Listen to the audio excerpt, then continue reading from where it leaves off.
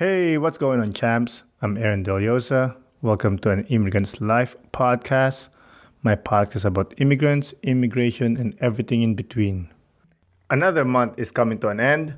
I hope you're still chilling, and I hope your family are doing well, staying healthy. As always, I'm grateful that you're here listening. If you're new here, welcome. Just in case I forget to remind you, please go ahead and click the subscribe button. You'll be helping the podcast tremendously. If you want more content, if you want to get in touch with me, you want to be a guest on the podcast, you can follow us or contact us through Instagram and Facebook at An Immigrant's Life. You can listen to the podcast on YouTube or wherever you listen to your podcast. Now, let's talk about the episode. I enjoyed this conversation with a friend because I've learned a lot from him. We shared some laughs, took jabs at each other. He also taught me a bit of history of Quebec that you don't find in any book on how to be a better dad and how to be a better human being. So, without further ado, let's get into the show. Isa, dalawa, tatlo. Today's guest is an accomplished individual. He's a real estate agent, an amateur philosopher, and a devoted family man. He quotes NASA's lyrics but preaches like Nelson Mandela. Everyone, please welcome Jean-Emmanuel Dumont. Hi, everybody. What's going on, Jean? I'm doing good. Yourself? I'm good. Thank you for having me. It's a pleasure. And first of all, I want to say thank you. And I really appreciate the work you're doing. I find it's great. I mean, it's also a great thing to introduce the people where we're living right now. And it's a great thing. I'm really proud of you, and I'm really proud of being here. First of all, my name is Jean Dumont. Like you said, it's a real estate. But the first thing first, I am a father first. So thank you. I will introduce you today. I'll tell you a bit about myself and how we're living. But that's great.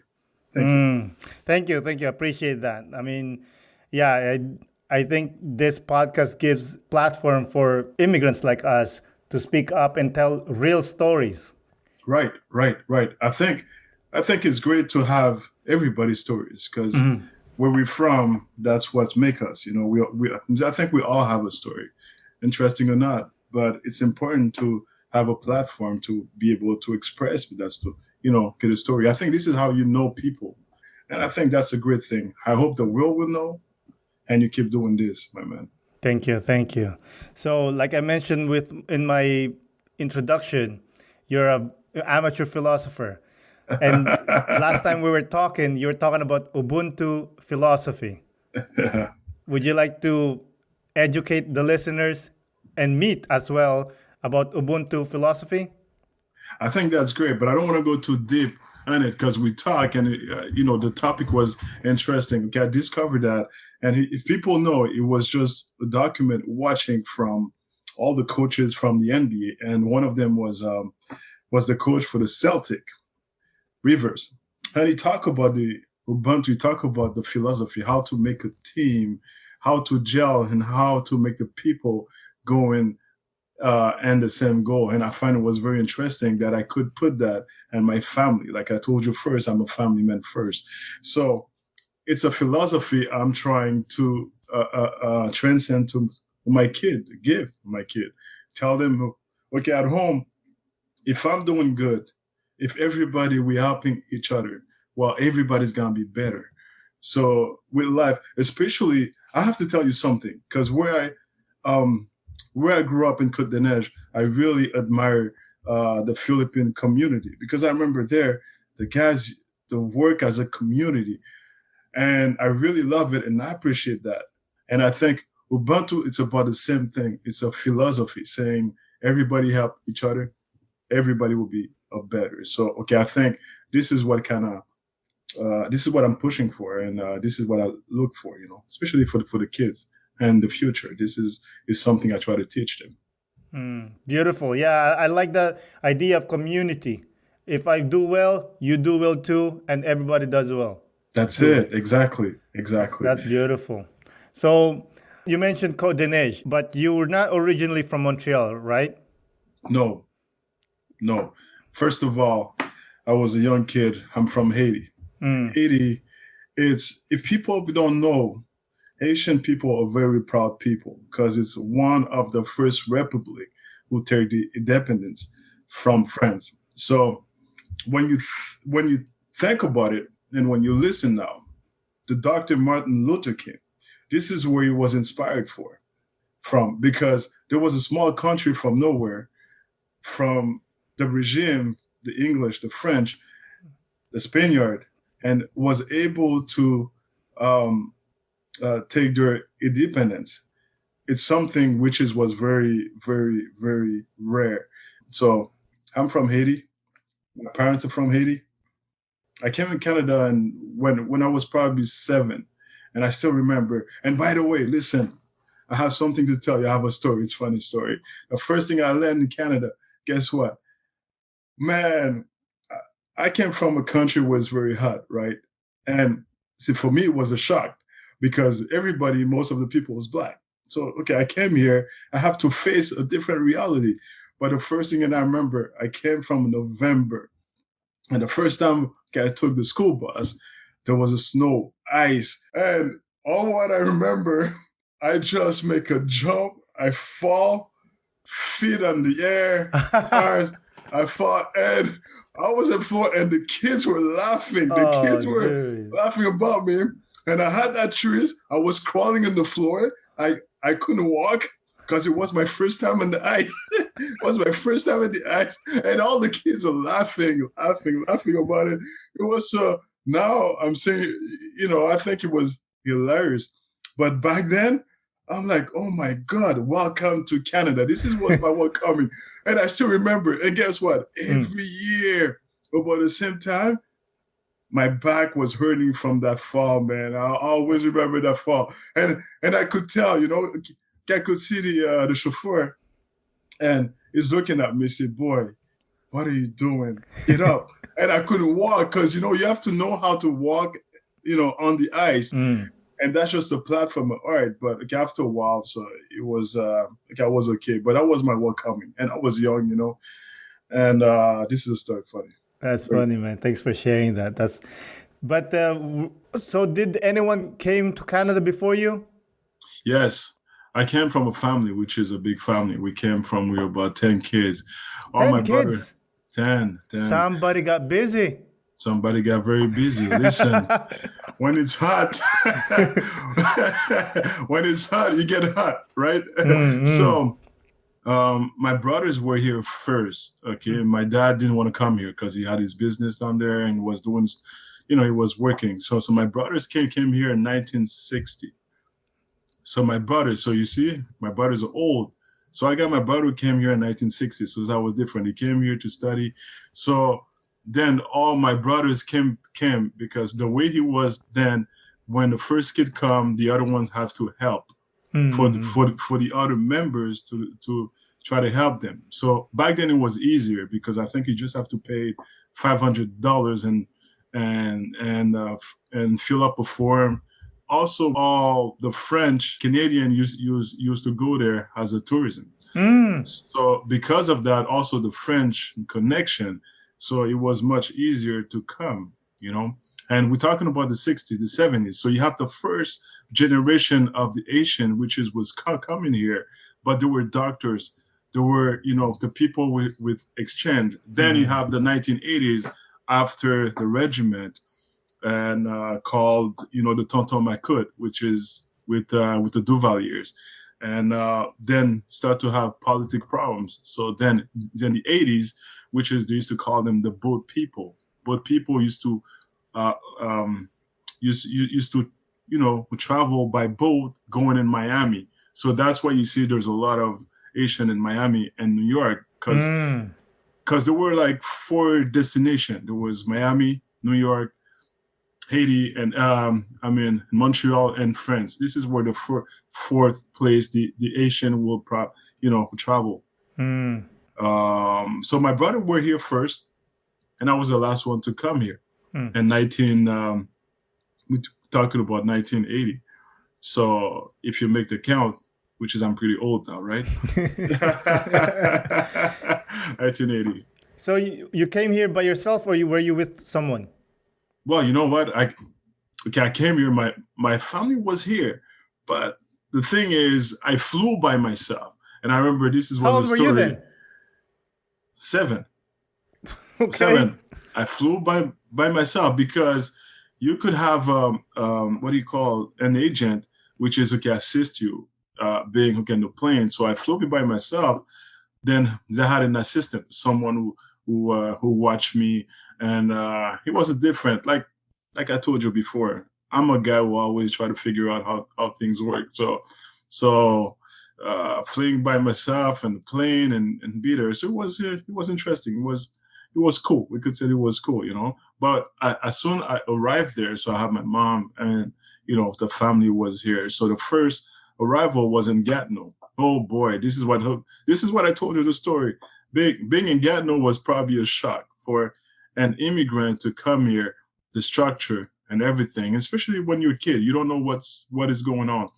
But fortunately, in my case, I have people in background, the family, was already well established here, be compared to sometimes the people who don't have a lot of families, who don't have the member, who's, who don't have the resources then to go and try to figure out things by themselves. So in my case, I have one of my brother, was very aware, okay, about the system. Because, like I told you, the first Asian who came here was very educated Mm. first. So his friend and the guys in Gatineau and all, and I remember it was the first Asian or black member who actually helped to build the hospital of Gatineau. No He way. called, yeah, he called Jean Alfred. He passed away, and he was the first Rest in black peace. member. Yep, yep, and he was the first black member to be part of the politic of the Parti Québécois. So, Gatineau here. I stayed there for about a year. Like I told you, it was a shock. It Mm. was a shock, a cultural shock. But when you're young, you don't feel that shock as much because okay, everything is new, Mm. and you adapt yourself pretty well. But one more story I have to tell, and that was funny. And the first time I have to go to school, now okay, I told you about the bus story, but the first time I have to go to school, like I told you, my brothers were all, teacher. I thought I was smart, so I I went to the school, and I remember as soon as I got to the school, as a familiarity, I saw there was like a black kid just beside me, and this kid started talking the language we talk, which is Creole. But as you know, every language you're learning or when you're expressing yourself at first, it's always about the bad words, right? Mhm, So we're sitting in front, and this guy, he's telling me some bad words, and the teacher's in front of me, and she's listening, and we're saying bad words. Guess what? I went home, and my family, and I remember my mom stopped. She goes, "How was school?" I said, "School was great. Everything, new friends and stuff like that." So, how was that word? I'm like, "What word?" mhm. She's like, "That word." I'm like, "What word?" Literally, the thing I didn't know is they were friend of my brothers. Oh. So, and the worst of the worst is she understood the language. Oh So no. she knew everything I was saying about the teacher, and they were saying about teacher. I've never felt that bad. So be careful now. This is what we have said. Like you said, be careful of when you speak now. I mean, not speak. So when you talk to someone, you never know. Especially in these days with the multicultural things, people travel. People knows. People speak a lot of language. So we are never alone. So this is what was my first of experience and say, oh, welcome. You're not the only one who can this world, buddy. And facts, it was a quick learning. So then, Wait, let then me just cut you off. Did somebody get whooped that night? oh boy, if I was an idiot, guess what? Guess what? This is fun. I like that. This is actually a good question because I'm pretty sure we're from the same background. If I was an idiot, oh boy, this I would get But no, Uh, no, no, no, no. I did not. Thank God. you didn't But get whooped for no, saying the no, bad no. words? With the bad words, then Oh man, your mom's nice. because I told her it wasn't me. Like the song said, it wasn't Oh, it me. doesn't matter, man. Back home, you get whooped anyway. I know. Listen, when you first come, when I mean, it was a first time, first arrival, Mm-hmm. so there's a lot of things to digest. Look at first, Mm-hmm. then we didn't stay long. Okay, Gatineau. I stayed there for about a year. Mm-hmm. Then we moved in Montreal. Oh, just quickly for the listeners, Gatineau is about 14 minutes away from Ottawa. It's the Yes, fourth. exactly. It's the fourth largest city in Quebec, the Yes, province of Quebec. Gatineau. It's actually exactly. This is good research. But the people who stay in Gatineau, most of them work in Ottawa. So one thing I learned there, was very nice, is most of the people are bilingual. You don't have the language issues as certain place in Quebec. Mm-hmm. As moving forward, I moved Gatineau to Montreal, and this is like a new world, new exposure, new things. Moving in Montreal was a different experience because now, a sudden, I'm looking at a lot of diversity, Mm-hmm. uh, multiculturality, especially where we went, which is in Côte-des-Neiges. Back then in Côte-des-Neiges, one of the great things I experienced with the years in Côte-des-Neiges, you could see backgrounds, how things changes. And when I first arrived, it was mostly where the part I was French. Then you have multiculturality. You have the Jewish, you have the Filipinos, you have the Indian, Arabic, but it was mostly concentrated in certain areas. Mm. And you could I slowly saw the change, and the change of the not the culture, but the ethnicity. Mm. And this is what I told you. I admire the Filipinos community because when I was there, the community was not as strong, as big. It was starting, and I don't know what happened, and boom, I saw that explosion everywhere. And you have the up, the Côte-des-Neiges, and you have the down, Côte-des-Neiges. The upper, the Côte-des-Neiges was more the diplomatic kids live uh, because of the school. You have Mm. the HEC, Université de Montréal. You have all type of schools. So all the rich, this is called the lower Westmount, and the downwards where all the immigrant first, arrivant Mhm. would exploit, will go. Of course, apartment cheaper, Yeah. and a lot of things like that were more attractive. I was in the upper, the Côte des Neiges. Not that we were rich, but it was like this is what happened. This is where we live. But it was a great experience because this has just changed my life and make who I am right now. So you mix up with your culture, and did you have a lot of friends that are different ethnicity, and how did that help you growing up? Listen, when we went to high school, the ethnicity was probably a little bit lesser because, like I told you, we have up and down. Hmm. Down, you have way more ethnicity. But yes, we did have ethnicity, so that's kind of helped. But the magic was when I went to high school.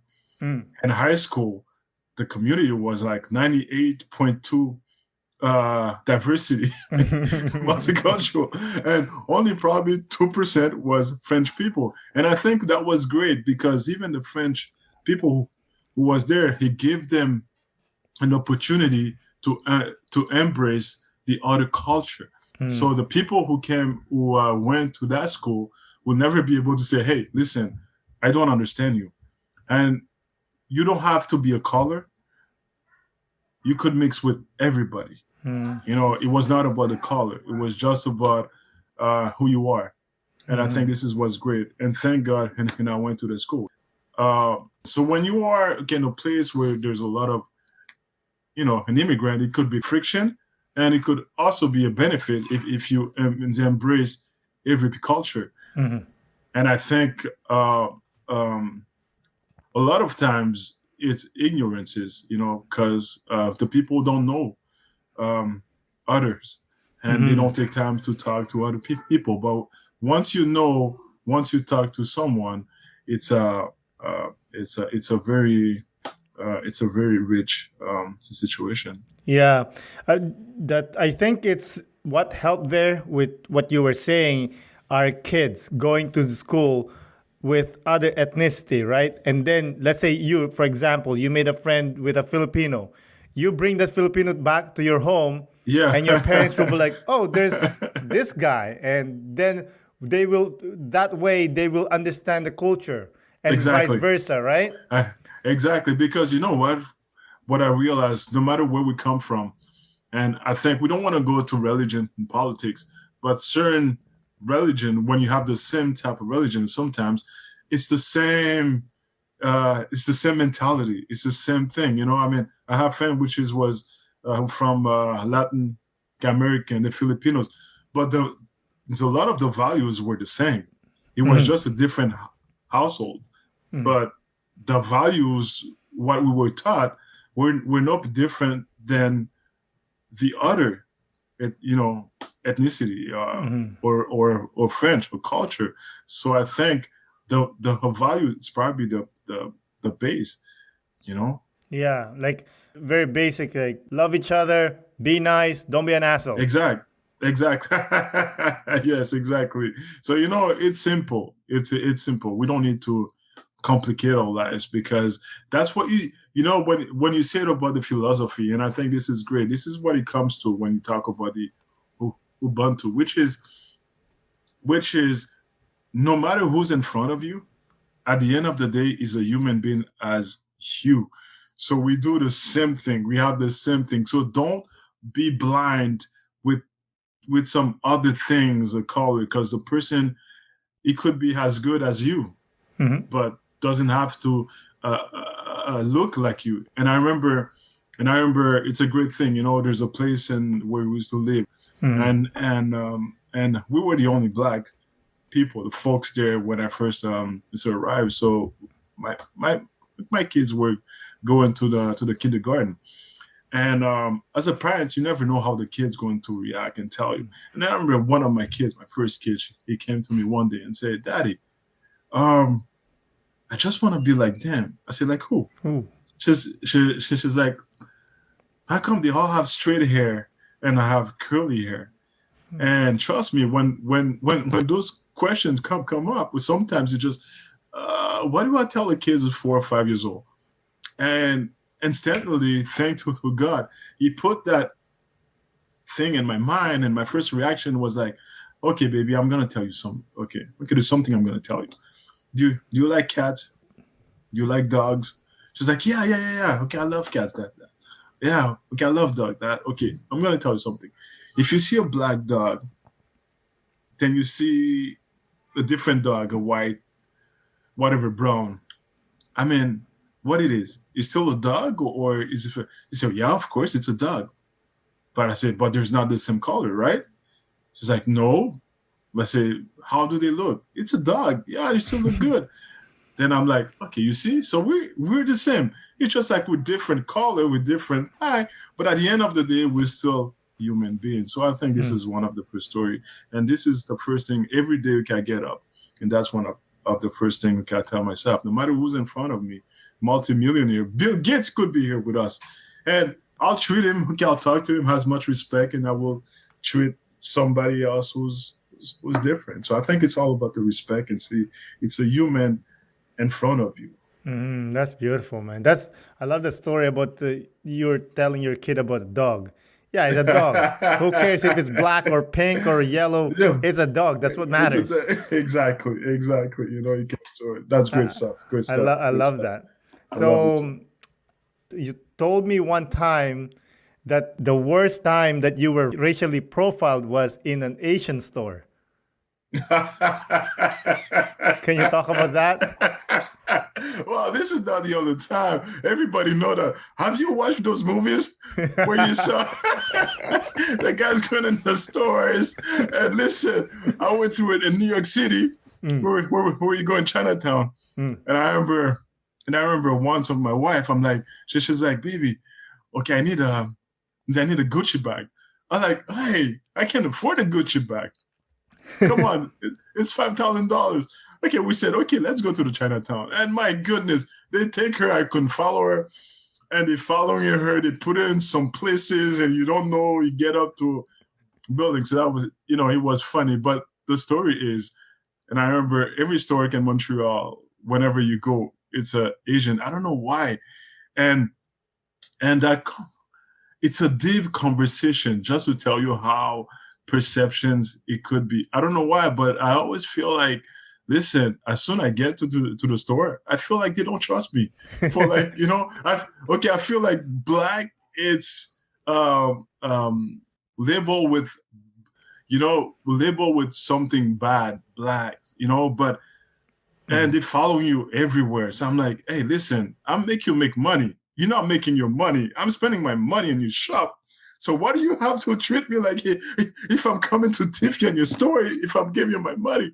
And it's always been like that. It was a lot of time it's uneasy, but the uneasiness, I do understand why. It's because, one thing my dad, because I'm from Haiti, there's certain things you don't have to go through. We never be, okay, I've never been through racial profiling. Mhm, Like everybody's black, right? mhm, And but since I was young, my dad is my okay in my house. They always taught us not to be a victim of anything because, like mhm, I told you, because at the end of the day, we are a human being, no matter who you are. So I do understand a lot of those perceptions the people's having. Sometimes the people don't know. They watch movies. They never been with the culture of the black. So the first perceptions, it's a negative perception. So the mhm. people think automatically, which is, if they see a black man, it's probably a thief or he's violent, and all of those things. But the reality, all of those things is false. It's just like that's what you see and Hollywood movies Mhm. for so many years, and it took me a lot of years to understand that my friends, we realized that when now, so we're talking about, we're talking about it, and we're sitting down and having a drink, and we're like, do you realize the only positive show we had when we were young, unfortunately, the guy now he was in jail, it was the Cosby Show, because the Cosby Show for us was the only positive where you see a family. The man was a doctor, and the lady was, and just the way they brought up their kids, and just the way they speak to They're those kids, educated and classy and educated and cultured. classy. Exactly. And I think this is what's a positive. And for us as black young kids, this is what we forge ourselves. This is what we look up. And imagine, so that was just one show. And it did a lot of good things for a lot of people who probably didn't have that reference. Fortunately for me, I had that reference at home. But there's a lot of people, the social, it's the people, they always put a label. But the thing is, it's always about the social economical. When you have an immigrant parents who come from a new place, country, sometimes they don't recognize their education from back home. That parents have kids, you have to work. It comes to a vicious cycle. So that Mm. parents spend a lot of times working hours to support the family, the kids. So that parent don't have those luxury to be with those kids. So most Mhm, of the times, with those kids being in the streets, try mhm. to having fun, then the cycle start back again. So that's why I think now in this society, it's very important to be two parents in the household, because it kind of help those kids forge himself and then be better. And like, there's just one say I always tell my kids: it's not about the amount of money you have, but the legacy you're gonna leave is the values, because the values will stay for generation. Mm. But the money, I always try to teach that to my kid. If I give you a bit of money, okay, today, tomorrow, it might be ended. You might be broke and not having the money. And one community I really admire for that is the Jewish community. Like I said, being in Côte-des-Neiges, you grew up, you played basketball. As okay, I know you're a great basketballer. Around, this is how we met. And hey, by the way, my man, I love your shot. I know you have no cardio in the court, but I love your shot. Thank you. I know you have no cardio. But the most important things, it's about the heart. You got a big heart. And that's one thing, okay, I love what you're on the court. And I think your show is representing all the thing and all the heart. So just to back to the story, like I tell you, being in the community, the Jewish community, it's something I really admire, because they really support the community. But one thing I learned, and when you come here in Canada, they support you a way that you come, you have a place to go and learn, and they teach you how things work.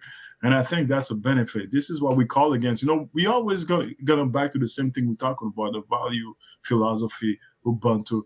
Once again, it show you how rich and wealthy community could be by helping each other. And I think that's a great thing. This is something I really admire. Yeah. Yeah, I agree with that. Like I said, most of my guests talks about when they moved here, they talk about finding community. Sometimes they find it in the church, which is the easiest. Yes. Like you said earlier, because you have that baseline, the value, the faith.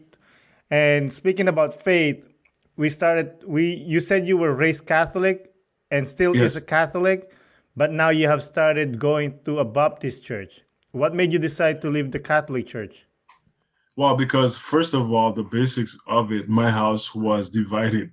I grew up in a house, I grew up in a house where my mom was a fanatic. She was a Catholic. And I remember when we were here, she used to go to church in the morning and noon, 3 times a day. She was at church. Oh my God, she was at church all the time, and my dad was a church guy, but I think I didn't know that. But my dad was, very calm, but my dad was the opposite. He was not he was not the opposite. He was a Christian. He grew up as a Christian. So one of my brother has a church here in Montreal. So, I started going to the church in Montreal. And I started going to his church, and it was a way to bring us, to get there too.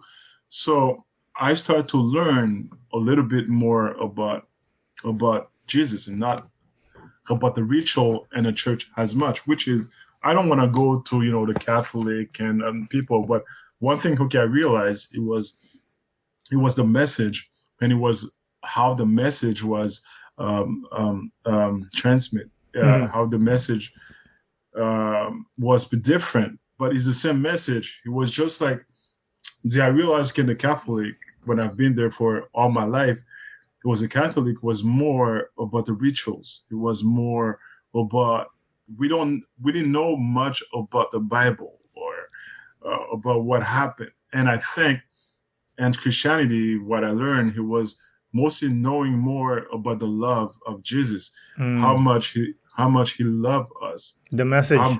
Exactly, the message. It was how much he has so much love for us, to give us that freedom that we have to be there and just to love one each other. So it's almost the same thing, but the message not transmitted the same way.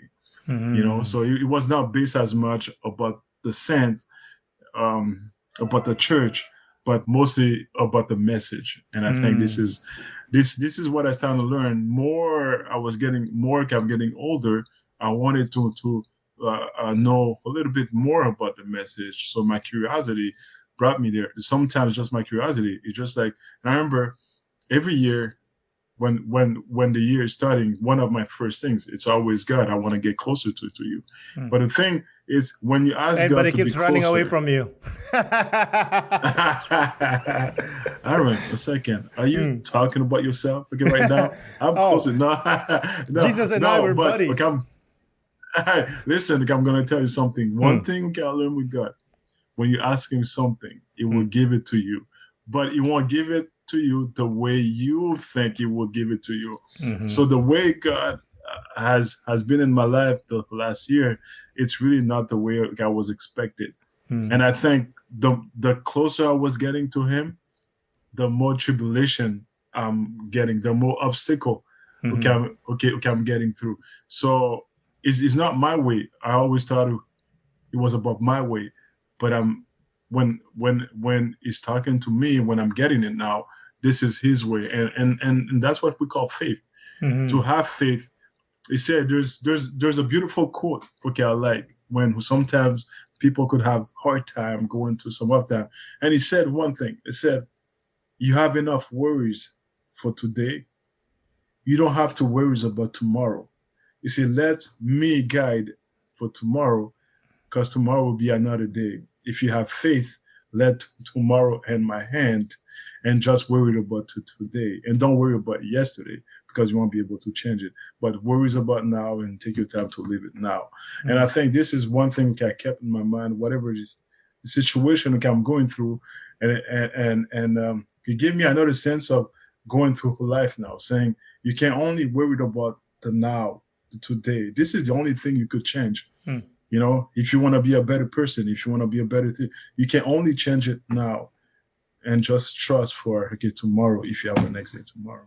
That's beautiful. That's beautiful. So, in the world of social media, why do you think faith is still important? You know what? People, I watch Netflix. I'm not a guy who watch a lot of movies. Hmm. I'm mostly a guy who always read. I read a lot, you know, documentary. I I always informing myself from it's my hobby. You know me in the basketball. I'm a you know as a passionate guy, and yeah, you could laugh. You know that. All Hey, right. listen. One of the thing I've watched not long ago was I think the name is the dilemma of the social media dilemma, and it was Yeah. very yeah, it was very and interesting and one of the story that like I got from those guys, which is where the heads of Amazon and Google, Hmm. they work, they produce those platforms and stuff. And one of the things they said, and which is was very important, they said we're giving people a tool which is 1,000 years ahead of of us, the human being, but the human like us um, don't innovate or don't evolve as fast as those things you have in your hand. So, which is we as people need, we learn how to interact with other people. That's how we learn. You know, if the human being, if you have a baby, if you live in a phone, it's not gonna learn nothing, or not much. But if you get a baby and he has a parent there, he would learn a lot. And it take us years to learn new stuff, to change routine, to change the way of doing things. But now you're giving the people all that tools in their hand. What happened? It's people no longer connected okay anymore, and people are are disconnected, and that's the way you could manipulate the way of thinking, and all of this is to consuming. And we could see it now with the world we go into 2020, which is, hey, listen, it's a crazy year this year. Hmm. And we could see now, and when something goes to the media, to Facebook, it goes viral in a few seconds, and the whole world stops. It's because this is just show you how powerful is the media, the social media is now. But I think is where we misunderstood. We think the media, which is the purpose, is to connect us together. But being connected, okay, together has a lot of benefits, but it has a lot of downfalls also. And one of the downfalls is they could stop. Everybody could stop the planet. Everybody could stop in a second. Mm. And this is it's powerful. I think the social media helps families, people for the good benefit, but most of us don't use it as those benefit, you know. And listen, I'm an old school. I like the people interaction. I like to talk. I like to learn with the people. So this is the whole debate with the media social. I think they should have boundaries.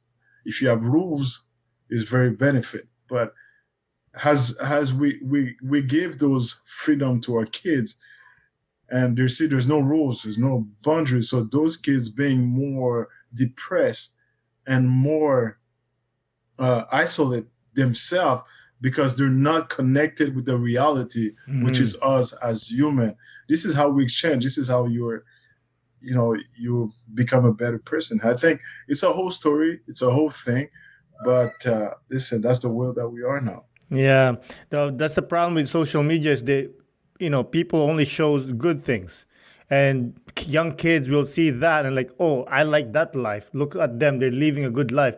They don't know that they're missing their bills or they're getting beat by the girlfriend or boyfriend. You know what I mean? Like they only see the That's good exactly. things. That's this is so right. You're just saying a good point. I see it all the time. And one of the things I realized in Facebook, at first, I'm not that guy of the social media. So I realized I could spend hours just going through. It's like a tunnel, going through the people's lives. Then after that 3 hours, you you just realize I didn't feel good.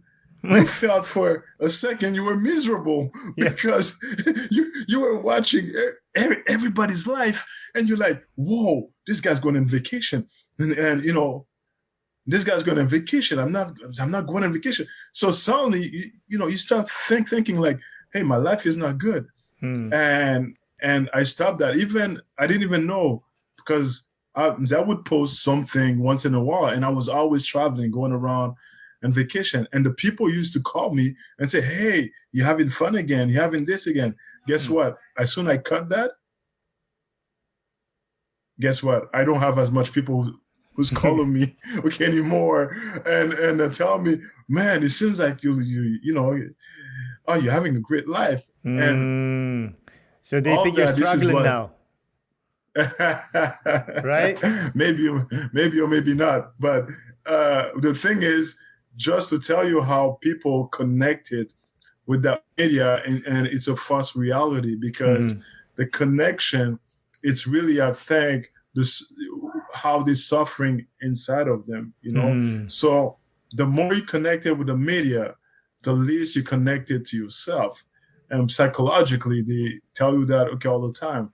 It's a way of escape. But as a human being, we can't escape that for too long. It's very important to connect it with the reality, which is with your surrounding, with the people that you are. And I think a lot of the people now suffering because people don't talk as much because of the media. You think you have a voice, but you actually don't have a voice, because people stay behind the screen. And I think, like they said, was a very good. Was a very good documentary, and they tell you, Google, Amazon, all those big corporations, those big guys, they're not for the social media. They're technology innovators. So, which is the word ahead of the game. They control how you consume. And by the way, all those company now buying from them, the marketing from those guys to have a better control of their consumers, which is you. So everything it's being done now, we see it as a pleasure, but the pleasure, it's always about you to be a better consumer. You being a consumer, not which is not alert, not knowing what's going on. And Yeah, yeah. I Yeah, think it's very important. yeah, for sure. And I love that's what I tell my kids that sometimes companies are going to have like a commercial that's showing that they care about I don't know like Yes, recently like about black black people. You know what I mean? black lives Oh, matters. Black Lives Matter. And I tell my kids, they don't care about black people. They care about the money. Because It's that's all about it. Hey, listen. This is such a great point because me and my wife, we're watching the TV now. mm, We're like, listen, okay, I'm black, okay, and if someone didn't know me, okay, I'm proud of who I am, okay. mm. And I was like, how come there's so many black people now on the show, okay, on TV? I don't understand. It's like, whoa, what happened? It's like suddenly we exist. It's like we did Yeah. not exist. I said before. Mm, So I'm like, no, this is all for uh, commercial for mm, consuming again. And one of the first thing, and I remember when I talked to a certain friend of mine, and I would say the same thing. One of the things I don't like, especially in America, when they're saying Afro Black American, I don't like that because mm. I'm like, okay, I'm labeling myself of being black. Okay, I don't have to justify myself for being a color. Remember what we said before. All the subject was at first respect come from being who you are, and I'm a human being who cares first. Mm. Putting, I feel this is my personal opinion. Okay, I feel like a lot of times people use the black for their own profits. The black this, black that. But at the end of the day, the community, most of the black, community, don't get the benefit of Mm, those brand of those black this or black that. mm. So I'm like, if I'm going to a place, I don't want to be labeled as a black. I already know what my color. I see myself every day in the mirror. Why should I go to a place and say, hey, listen, so I'm black? I don't have to say that. And I hate that. This is one of the things I feel the people think like it was good to get out of, the segregation back from the slavery and stuff like that kind of help them. But at the same time, I feel it's a label because Mhm. like, so we said, we're human being. And I think with the Black Lives Matter, and a lot of the people don't understand, and what we're really talking about is really the disparity, the disparity of a lot of things. And I was reading just the other days, I'm gonna give you an example, and I was shocked. Here, okay, in Canada, we don't have that, but there's certain places I was watching. It was in Baltimore. Mm. They were showing you there's certain place with the the segregation and all the social economical problem. So they would put certain areas black folks, okay, Mm. but they're not allowed to go to the white folks Area. neighborhood. Yeah. And yeah, area. So they were showing you the disparity of the salary, and it was atrocious. It was awful. I mean, Mm. the disparity was household income of a Caucasian family was about 100,000, 114, Mhm. and the family of a black family. Not long, we're talking about the same country, the same states, the same place, was about 14,000. So that's Mhm. about 100,000 disparity. So this is what the people are saying. With that 100,000, it does affect your community. It does affect a lot of things, which is those people can not work. They can't bring their kid to school. So all what they have to do, it become like a vicious cycle. So you Mhm. can't, you don't have the good jobs, the benefits, then the kids quit schools. And it's all that cycle. The people are saying, hey, listen, don't show only the good part of the 1% who's making. Mhm. There's also 99% which is struggling. And those are the people their lives also matters. It's not just the people you're gonna show me, the actors, the musician, the artists, and those guys. It's a rat race. It's a 1%. You will always have someone who's gonna make it, no matter where you are. But the matters is the Black Lives Matter. It's for the 99% of the people who don't have those benefits, and they're being punished, and they're being because of the color, because of what they are. But in fact, it's not even about the color. So when you think about it, it's all about the business. Is the least you educated, the least you are educated, the less opportunity you would have, the better tools you are for those companies to use you as a consumer. So you become a non-educated person, which is all what he's doing, which is giving his money away. You know, it was financially illiterate, and this is the real issues. But this is not those issues that people talk about. You know, we're talking about the color, but the color is not the point. The point is behind it. It's all the social, economical problem. This is what has to be in fact, and say those people don't matter. If you give them the opportunity, they will also succeed as anybody else. But if they're not in the same ground as anybody, so we'll stigma this person. We'll put labels saying, hey, they're gonna do crimes. They're gonna do. It's normal. That's what you see in everywhere in the world. You know, I have that. You know, the philosophy, because I have a friend of mine. We you know, when we were young, he used to love rats, and he have rats in his cage. And you know, the funny things.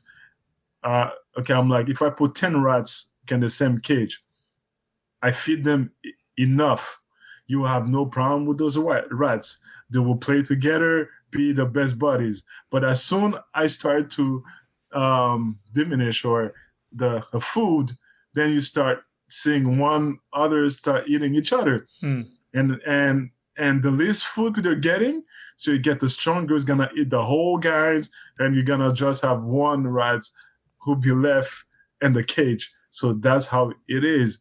If you don't give the same opportunity, that's what the people were struggling for. So forget about the colors. We have to stop saying this color, this is matter. It's not. It's what do you want? What is the disparity? You know, how can we be equal and recognized as a human being, and start putting the color for the people which has probably less education and don't understand. That's good. I like that you said about the rats not having enough food. I read a book called *Sapiens*, and in that book, Yeah. they talk about an island that is fairly peaceful. I think it's somewhere in the Pacific. I forgot the exact place. And the author talk about it's a peaceful island, and the only time they go into war is when the food becomes scarce, and their kids This start is starving. Yes, this is the human being. And this is a great point you're bringing. Okay, I love that. People can change history. When you look at all the revolutions and everywhere, what was the first cause of people going out and fight? Because they had no food. When the human being, as we are, when you don't have any food, then you'll fight to survive. We're always in a survival mode. That's why here, politics, you know, the people try to you know, separate themselves. But how are you going to separate yourself and tell the people to go on the streets when every night we're having steaks, we're eating, we're fortunate to have food in a plate, our kids are good. People won't go to fight for the rights. But when people would no longer have any reason, any things,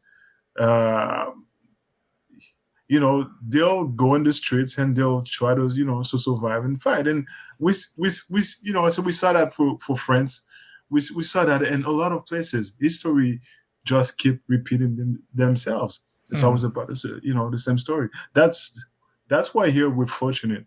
You know, I think, okay, in Canada, we have probably one of the greatest, you know, we're living in one of the better places in the world. Yes. Because this is when I have friends and family in the United States, and it's really not the same thing here. No matter who you are, no matter where you are, no matter it's everybody's equal. It's just Mm. about you.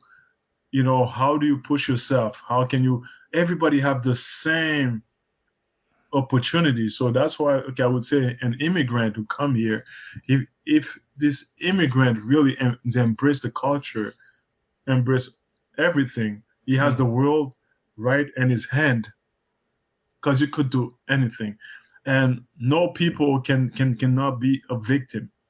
It's like black people, Asian, Caucasian cannot be a victim of Mhm. a situation because you have the opportunity. You have everything to be what you could be. Mhm. But I think it's all about the minding. It's all about the one thing. So this is what I think is one of the best places because, and I remember I still have cousin still in Haiti, and one thing, okay, I didn't tell you because I was back in Haiti in '96. Mm. My parents shipped, they shipped me there because Asian people back then, when you're not doing good and you're not listening, they said, Mm. "Listen, I have something for you. I got the tickets for you." and this is what a great story. But you know what? This is what one of the best stories of my Mm. life because, like I said, okay, I was here and not knowing what I have. Mm. And in 1986, and I remember it was a change of a regime because Duvalier just left the country, Mm. and I went to a place which is I never knew about war, and suddenly I start hearing gunshots, and it was war. It was chaotic. Mm. The country went upside down. Mm. Everything was burning. I was like, what the heck is going on? I'm from a peaceful thing, and now I'm in survival mode. Mm. And I met those, the cousin, and I remember I tried to go to school there. The school was different. School was hard, and those Mhm. guys were smart. Some of those guys were smart. Guess what? We talk about opportunity, and today I'm still in a better place than they are. And it's not because they were not smart, Mm. it's because they don't have the same opportunity. So I think it's very graceful to know and understand the opportunity we have here to live in a country like here and not staying with the negativity and say, and victimize ourselves. So remember what we said before. It's not Mm. about the money that you have, it's about the value. And this is just one thing I see in Canada, and I really appreciate from immigrants' parents because immigrant parents could come here, they sacrifice the country, they sacrifice everything to give that chance to the kids because they know these kids will be better, and they're very strict for school. School is very demanding, and the values, it's not about the money. The values, it's about what I'm going to give you to be a better. And that is one thing. And all the immigrants who come here in Canada, they come for the same goal, the same. It's the same thing because everybody will stay where the peers are. Mm. Eh, Everybody would want us to stay in the country, but to come here, it's making a sacrifice, and it's a great one.